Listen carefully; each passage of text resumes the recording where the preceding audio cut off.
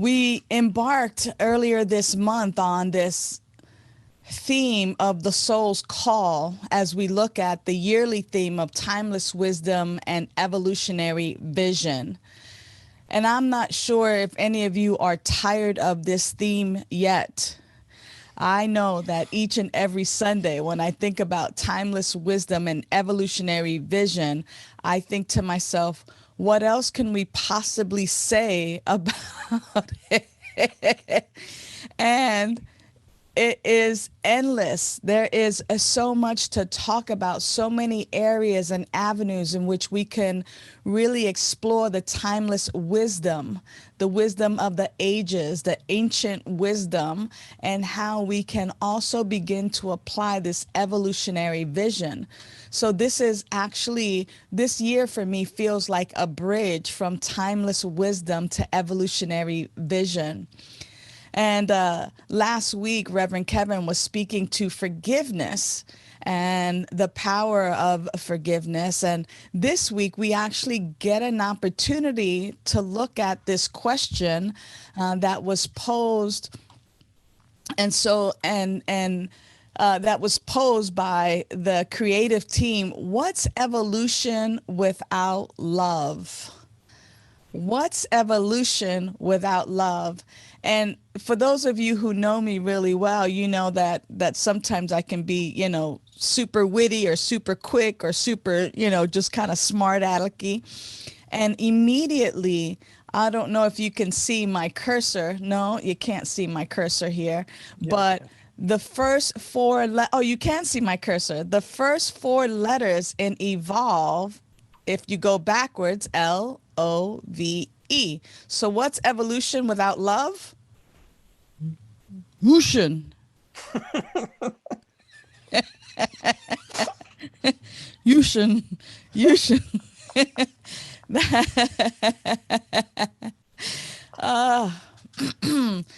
So our Science of Mind text says that evolution is the awakening of the soul to a recognition of its unity with the whole. That evolution is the awakening of the soul to a recognition of its unity with the whole. Wow. The awakening. The awakening of the soul to a recognition of the unity of the whole. So, I'm not sure about you, but how many of you actually pay attention to when you awaken in the mornings, or if you take a nap and you awaken, later on? In that process of awakening, do you actually recognize that when you awaken, you are now a part of life and the universal system of things? Or because you've been asleep, when you wake up, do you still think that you're just this individual kind of in life, in the living? And I'm not sure if that makes sense, because I'm seeing some faces kind of going, what are you talking about? Like, can I really? Maybe y'all are not awake yet either. So what I mean by that is, when I wake up in the morning, one of the first things that I say is, it's a great day to be alive, or I love my life. And what this awakening to the unity of all life, what this awakening actually means is, am I aware that I am not separate from? That when I wake up, I am actually aware, awake, and alert, that I am recognizing that I am a part of the entirety, that it's not them out there and me, but that I awaken to this unity. Like, oh, yes, like in a sense, the world has been waiting for me to wake up so that I can participate because I have a part to play in the lives of the people whose lives I come into contact with. Do you recognize and realize that when you awaken, that you are not a silo, but that you are a part of the grand scheme, and that without you is like the missing piece of a 1,000-piece puzzle. It stands out when you don't have that one piece and you're like, oh, wow, we're getting to the end and we're getting close. I know during COVID, I was doing a lot of puzzles. And oh boy, if there was a piece missing, it was like dun dun. It was like I couldn't see the rest of the picture because the piece was missing. Do you recognize, beloveds, that when you awaken, you are that missing puzzle piece that completes the allness of life? I don't know if many of us get an opportunity to recognize that. The evolution is the awakening of the soul to the recognition of its unity with the whole. You are never apart from the whole. You are part of the whole. It is who and what you are. And so what is evolution without love? We continue. Let's continue on. You know, what I get an opportunity to look at is, what does it take to evolve to the place where you can manifest the wholeness, where you can manifest love, the wholeness of life and the love of life without anything opposing it? So in other words, what is it that you're engaging in that actually assist you in awakening, in evolving to the place where you recognize that there's nothing opposing you. There is nothing that is against you. And how do we get there? How do we get to that place where only love exists? Because truly, truly only love exists. That is the nature of God. That is the nature of life. But because we're limited in our thinking and in our being, we forget that this is so. So here's the point of view that I'd like us to consider.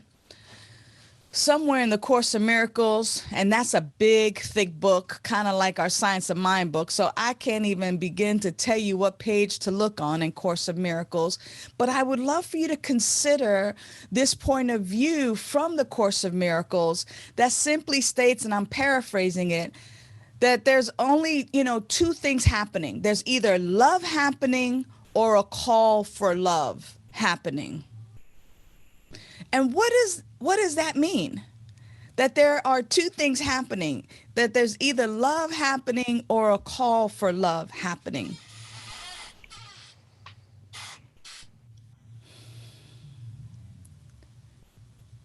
So when I am loving, when I am being in the love, when I am living from love and acting from love, there's love happening. But the moment there is any discord,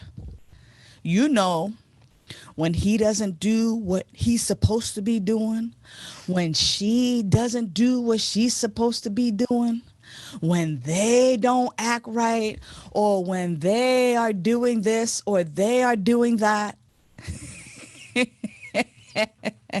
and it doesn't fit with what I want to have happen,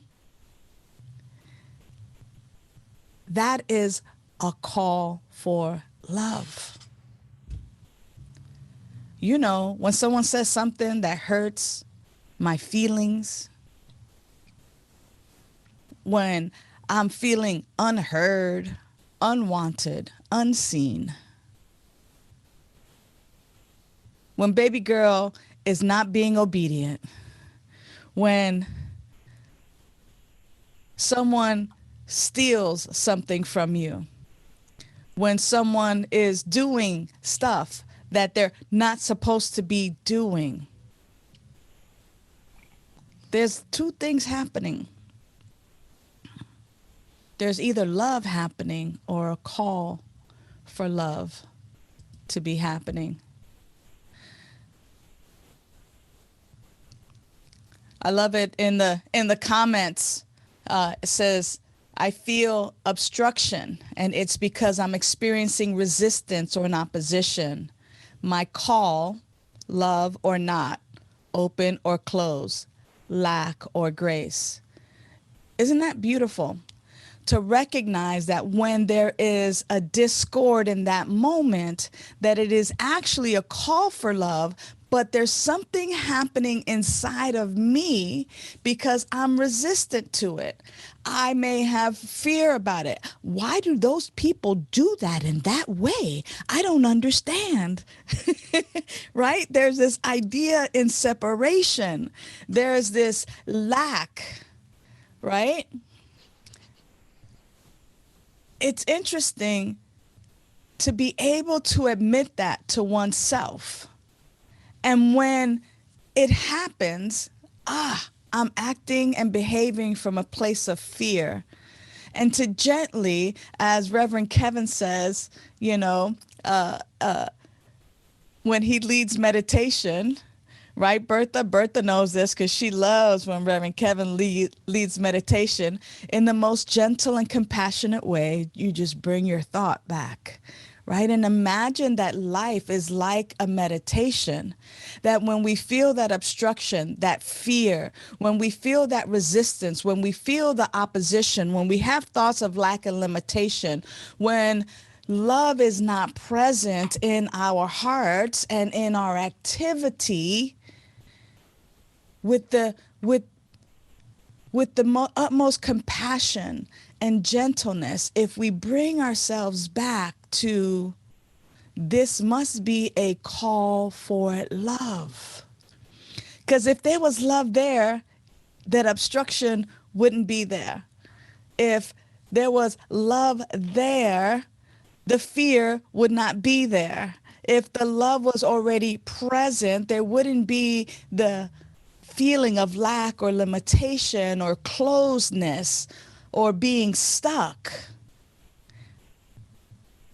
That's not present when love is present. So when it isn't present, if we can just gently remind ourselves that this must be a call for love.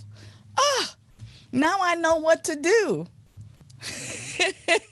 Now I know what to do. And what I get to do is actually really what I get to be. What you be about?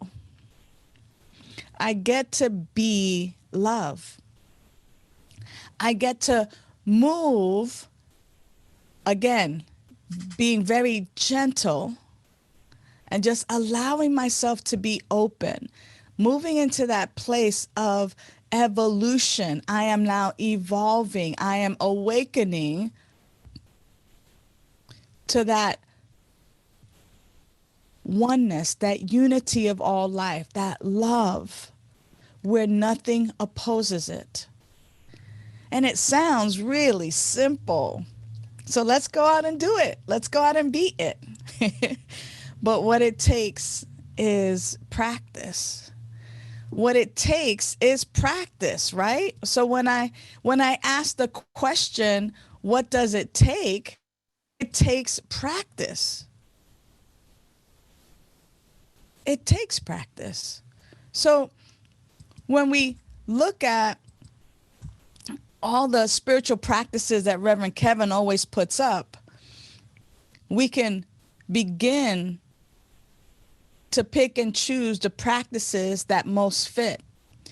So let's take another look, right? There's either love happening or a call for love happening. And when I think of the month of June, Earlier this month, and as we do in each and every month, there are things that we celebrate, right? We celebrated our birthdays. We sang happy birthdays to those born in the month of June. In the month of June here in the US, we celebrate graduations, that point where young people and older people, ageless, right? Whether they're graduating from elementary school or even Head Start these days, right? Elementary school, middle school, junior high, high school, college, whether they're graduating from ministerial school or other education, we celebrate that. We recognize that, and we have this sense of love there. But in the month of May, in the month of June, we also celebrate dads. And so if you're a dad or a father, happy Father's Day, because today is indeed Father's Day. But I want you to know that, Father's Day and Mother's Day didn't come about at the same time. In fact, it wasn't until 1909 in Spokane, Washington, on Mother's Day, where there was a woman who was at a celebration of Mother's Day, and she thought to herself, I want to celebrate dads. I want to celebrate my father. And because of love, and she recognized that there was a need there, that it wasn't something that was always celebrated, she, in fact, then was the catapult of having Father's Day be a recognized day. We also celebrate Pride Month in the month of June. Now, Pride Month, some of you may or may not know about Pride Month, but Pride Month is a commemoration of Stonewall. It's also known as gay liberation, where once upon a time, people who identified as gay or lesbian or even trans could not go to clubs and parks and be out freely. As a matter of fact, in New York City, Stonewall in particular, there would be people who would actually look out for police officers because people who identified as gay were not able to gather freely and simply express their love for other people. As a matter of fact, there were even laws on the books. It was a 3-article law, and that 3-article law stated that you must have on at least 3 articles of clothing that match your birth gender, your sex at birth. Otherwise, you could be arrested. And it was because of love that evolution has now, has it be that we get an opportunity to celebrate gay liberation and gay pride. And now, most recently, as of the 17th of this month, President Joe Biden signed into law Juneteenth National Independence Day. And Juneteenth National Independence Day is celebrated on June 19th. And that is because in 1865, in a remote place in Texas, the news had finally gotten to the enslaved people that Abraham Lincoln had signed off that those people could be free and that they would be free. And so it is also known as Black Independence Day, Jubilation Day. It's also known as Emancipation Day. And for people of African descent, this day is as powerful as the 4th of July. It is that Independence Day. And it is through our act of love that this has now become a national and a federal holiday. As we look at these things, as we begin to look at what we celebrate as a humanity, the things that we're beginning to celebrate are very, very conscious, that we're actually looking at how we are one and how each and every life matters. Because once upon a time where people were considered disposable or not as valuable, our evolution as a humanity is all based in love. It's all secretly based on our vision and mission, that by valuing and empowering all, we inspire a joyous and fulfilling life. We don't just say that, it is who we are. And that as we awaken to this truth, that we begin to recognize either there's love present or a call for love. And when I'm in fear or doubt or feel tight about something, it is a call for love. It is a call for the emancipation of all humanity. I love that Ernest Holmes talks about our emancipation. He talks about freedom from all discord. It's one of my favorite principles, and that it is surely to be attained by all. And that all means, though, that we all get to do our part. I want to, simply begin, closing, because our time is coming to an end, that nobody's free until all are free. Fannie Lou Hamer was a civil rights activist and a songwriter. And, isn't it true? Isn't this absolutely true that nobody is free until all are free? And if I go back to our theme for today, what's evolution without love? Some of us may not be used to all the changes and all of the ideas of, why do we need that? And why do we need this? And what about this? And we might just kind of be stuck in our ways and ways of thinking. But when we ask ourselves the question, is love happening here, or is this a call for love?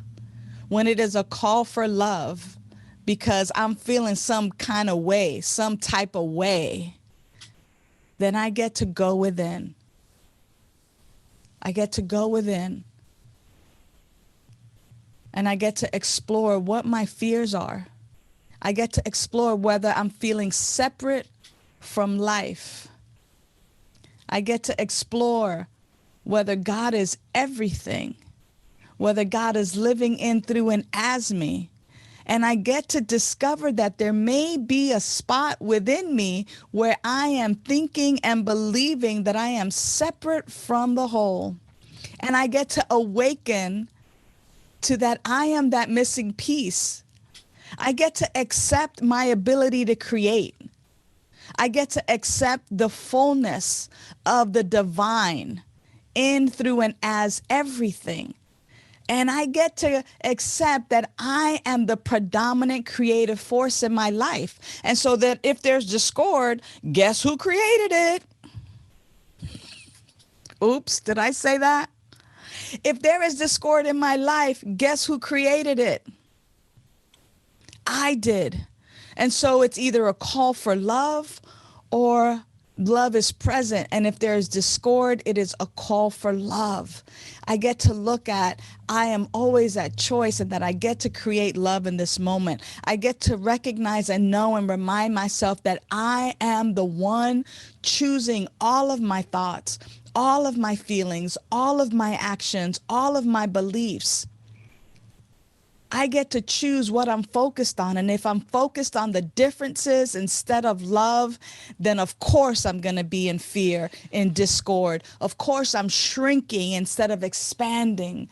Evolution is about expanding. Evolution is about knowing our oneness.